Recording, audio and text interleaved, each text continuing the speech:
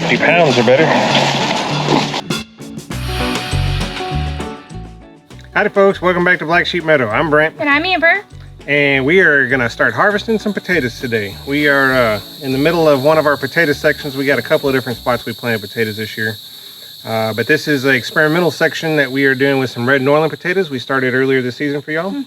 I believe we planted all of our potatoes back February 20th, President's Day. President's Day.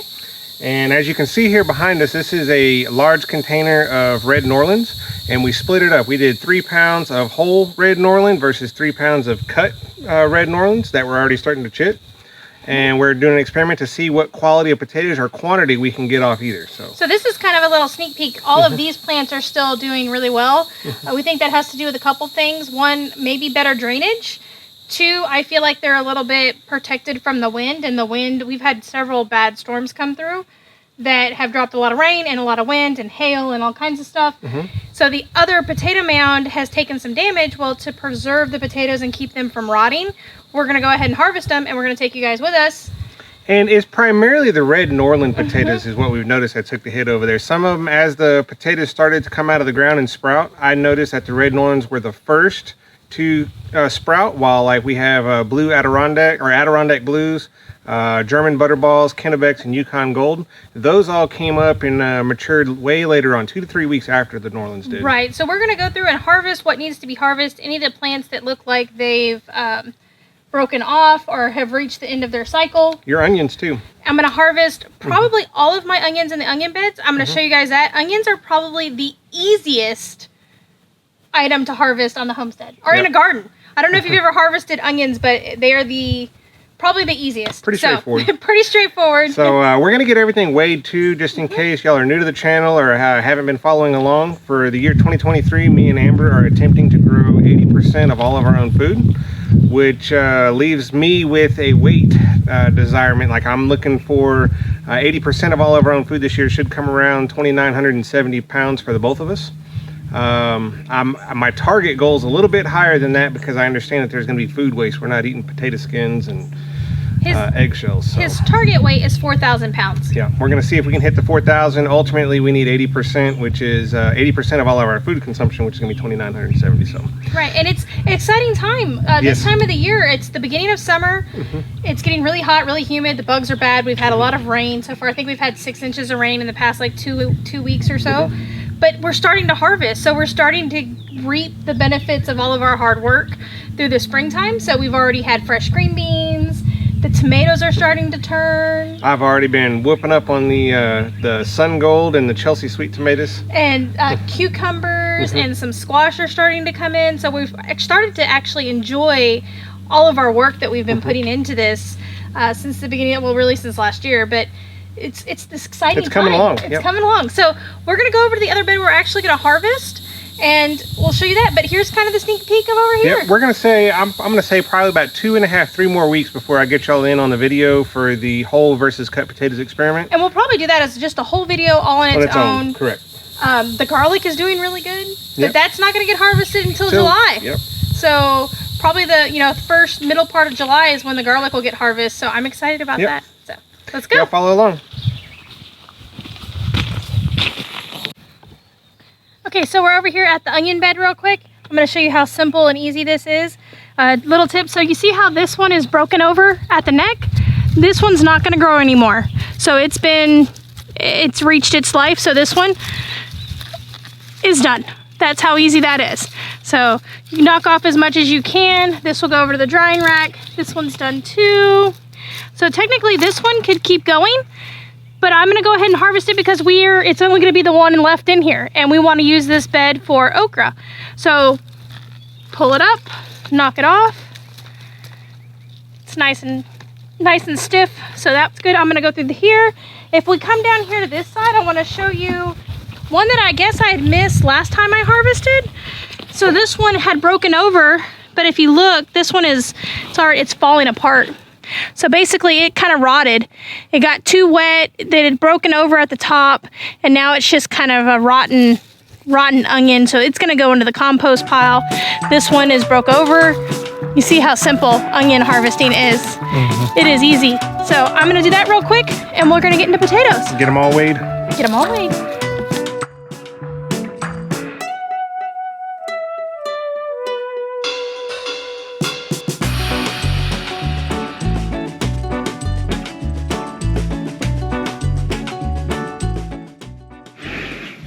Alrighty, so here we are at our potato mound, and at this end of the potato mound we did the red Norland potatoes. These potatoes have died off a lot faster than, say, what the German Butterballs or Kennebecks or Adirondack Blues did down there. So we're mainly going to focus on harvesting the red Norlands today. There's a few things with this. As you can still see, we got some vegetation still here. But I've probably slacked a little too much, or maybe we've had a little too much rain, which has washed down a lot of my potato mounds. So I got a lot of potatoes that are showing, let's see if I can pull one out here, that are showing above the hill. And we can see here on this potato, we got like a little green spot on it. This potato is not bad, but that green spot, really the green is just nothing more than chlorophyll. But the chlorophyll, it's not the chlorophyll itself. There's two other chemicals that grow with it when the potato is exposed to sunlight, which can be poisonous to humans. That being said, this entire potato is not bad. We're just going to cut that green spot off, maybe cut the potato in half and harvest the rest. So, are those good candidates for regrowing? Yes, this potato would be a good candidate as a seed potato as well. So you can do that with it as also. So that's not going to hurt a thing. So you can see with the foliage on top, we've already been tapping into this potato mound over the past couple of weeks or so, just seeing as the potatoes are progressing. But all the vegetation on top, as we harvest the potatoes, obviously is going to go to the compost pile as well. But get y'all in here, I want to pull, look at what we got here. So exciting. So we got to be real careful. I spent a lot of time on this soil getting it the correct consistency to where it's, we still got some ants up here as well we got to watch out for. But getting this soil the correct consistency to where this soil maintains a very soft texture.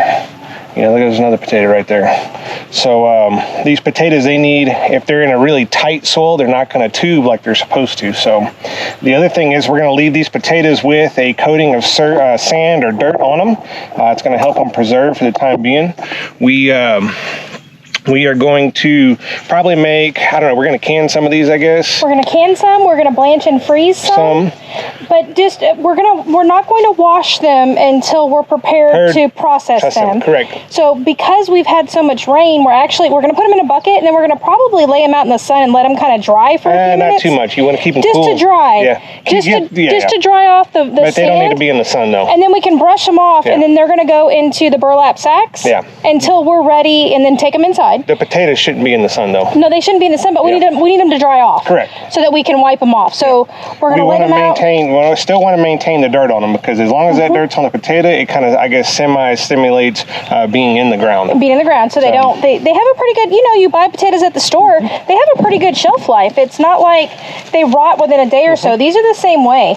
We just want to knock off as much of the dirt we can. And at that time, we will decipher what is going to be seed potato for the fall and what is going to be food for our consumption. Right, and then which way we're going to process them. Obviously, some of the ones that are going to be easier for peeling, you know, we'll look at those. Look at that. I mean, look at this. I've already put, 3 or 4 potatoes in the bucket. Oh, there's and the seed. This is all from that one potato. You so can show see that. I don't know. Let me see if I can get in here. So that's actually what he just unearthed right there. That's actually the seed. There's still some more in there. There's still some more in there. But that pretty much looks like that right there. That is the seed potato that this all started off of. So that's really good in the compost pile. Compost, yep. Let's see how many more potatoes, if any, that we got in here. And then there's always a couple little guys that are stuck on the roots. Yeah, I don't worry about those too much. We don't stress too much about them. I may save them for some seeds, but the rest of that will be compost. So I'm going to... Give them a time lapse and let's knock out this mound. Yeah.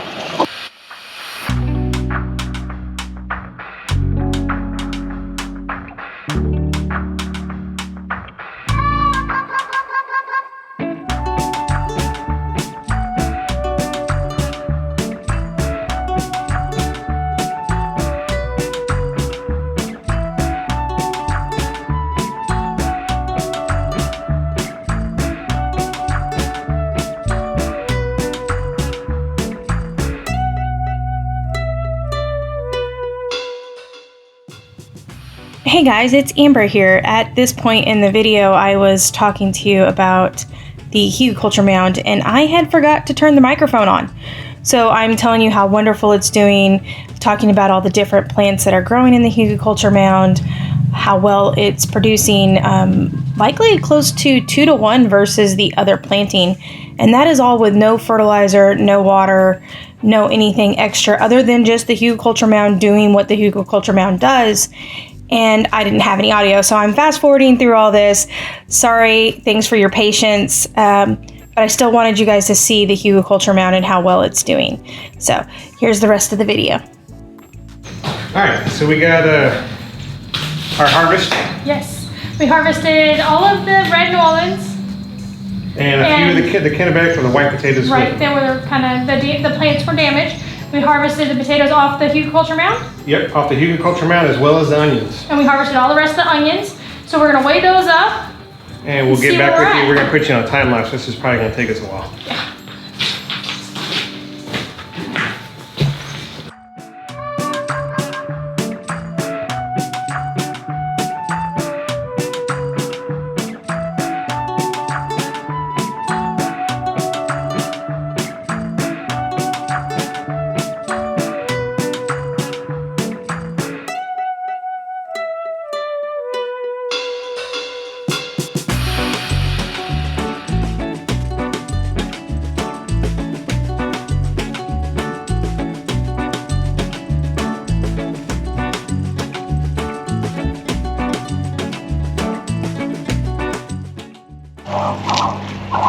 All right, we got it harvested. It was a lot of work. Yep, so we went from the easiest to harvest onions to probably one of the most labor-intensive potatoes. Yeah, potatoes are a lot more difficult. You're kneeled down, bending over quite a bit, digging in the soil, moving a lot of dirt with your hands. And it's fun because it's like a little treasure hunt. So that part of it's fun, but it's definitely a lot more labor-intensive than some of the harvesting you will do on a homestead, which is why it's kind of cool that you can grow them in buckets, because you could just pick the bucket up on the shelf or on the table and dump it out if you wanted to.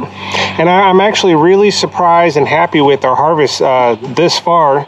Even with the onions, we're just a little bit shy where I'd like to be with the onions. That being said, we've had a really good harvest overall. I think we harvested something like 70 pounds worth of onions. We have a little over 70 pounds of onions total. Just today was 42.5 pounds of onions. And the onions, this is going to be our total crop for the year. There will be no more onions for this year. So. The potatoes, today was 125 pounds of potatoes, just today, not counting the samples that Brent's taken. And that's only, what, maybe a quarter of the potatoes? No. That's probably, if you look at the entire mound with what we have in the raised beds, I'm going to say it's probably 1/6 of all the potatoes that we have. So we still have quite a bit more potatoes to harvest. Correct. I want to clarify, earlier I was saying put the potatoes like out in the sun. You don't want to put them in the sun. You just don't want to store them wet. Yes. So if any of the soil is wet on them, the mud, because we've had so much rain, you want to make sure they're dry before you go put them in a cool, dark place until you harvest them or use them. So you want them to kind of dry off. That's what I want to make sure. You don't want to store your potatoes in the sun. That's not good for them. Yeah. But they definitely need to be dry before you store them.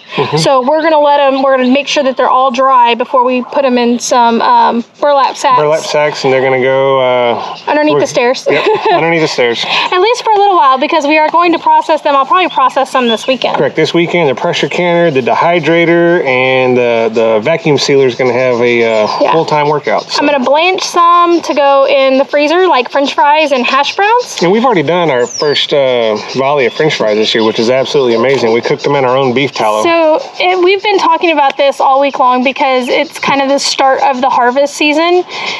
Your own produce taste so much better. And we were trying to figure out if it's legitimately they taste better or if it's just the sweat equity in it that makes them taste better.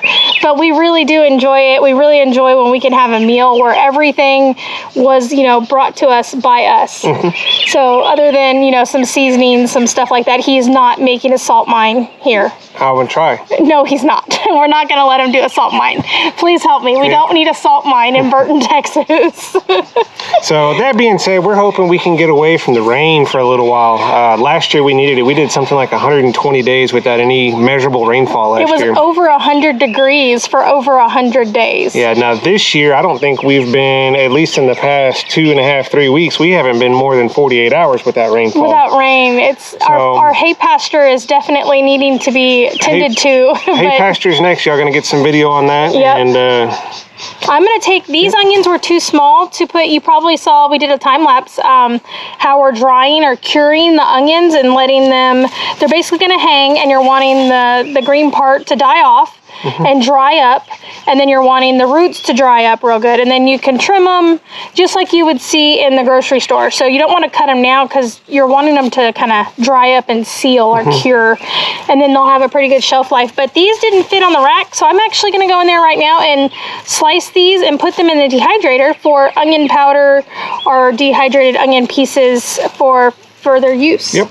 So, guys, in the meantime, we encourage y'all to do exactly what we're doing. Start producing your own food. Give up on the system, the grocery store. Start small. Yep, start small. And don't be afraid to start. Yep. And it's so rewarding, guys. It is just, it's really, really rewarding to be able to harvest something that you grew. In the meantime, if y'all like our videos, if y'all like this video, like the video. Like the video, subscribe to the channel.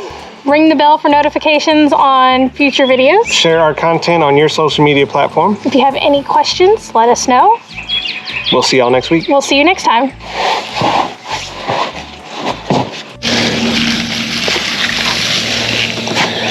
So what are we having for dinner?